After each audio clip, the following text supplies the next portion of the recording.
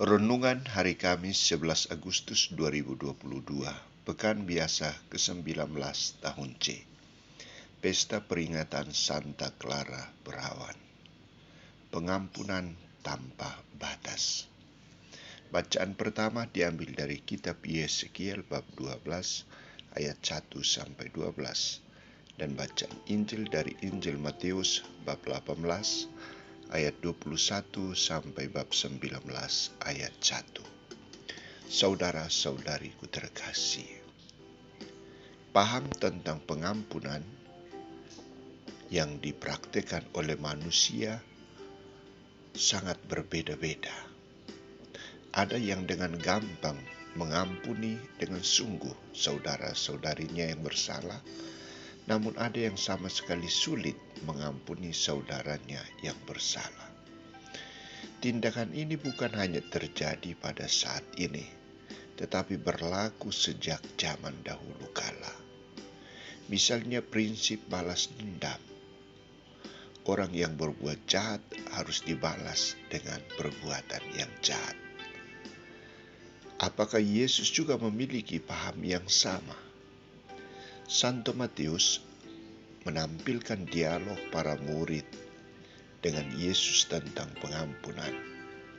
Pertanyaan yang dilontarkan oleh Petrus kepada Yesus adalah, "Tuhan, sampai berapa kali aku harus mengampuni saudaraku jika ia berbuat dosa terhadap aku? Sampai 7 kali?" Terhadap pertanyaan ini, Yesus memberikan jawaban, "Bukan, aku berkata kepadamu, bukan sampai 7 kali, melainkan sampai 70 kali 7 kali." Di sini kita dapat melihat paham pengampunan menurut Petrus berbeda dengan paham pengampunan menurut Yesus. Paham pengampunan menurut Petrus, pengampunan terhadap sesama orang yang bersalah adalah hanya sebatas 7 kali. Lebih dari itu tidak ada lagi pengampunan. Sedangkan menurut Yesus, pengampunan terjadi berulang-ulang tanpa batas. Artinya, para murid dituntut untuk mengampuni tanpa batas.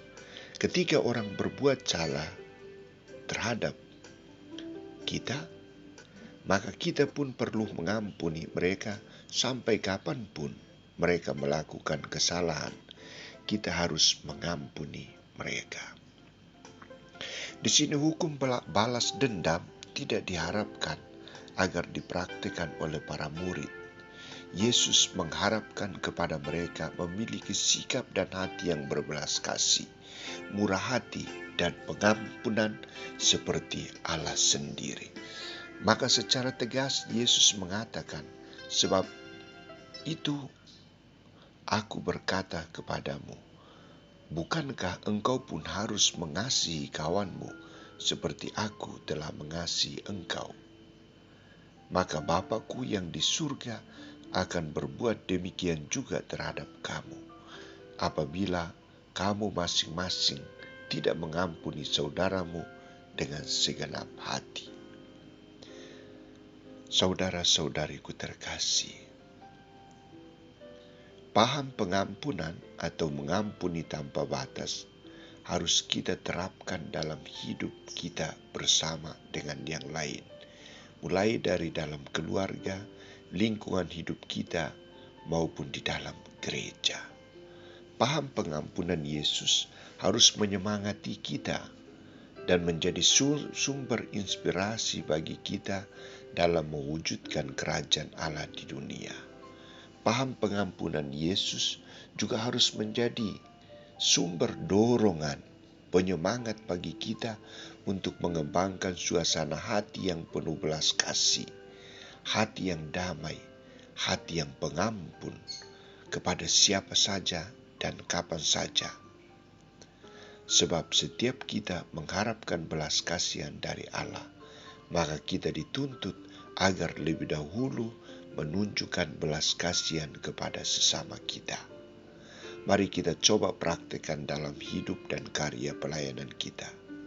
Santa Clara, doakanlah kami agar kami juga mampu memiliki hati pengampun dan berbelas kasih seperti Allah sendiri.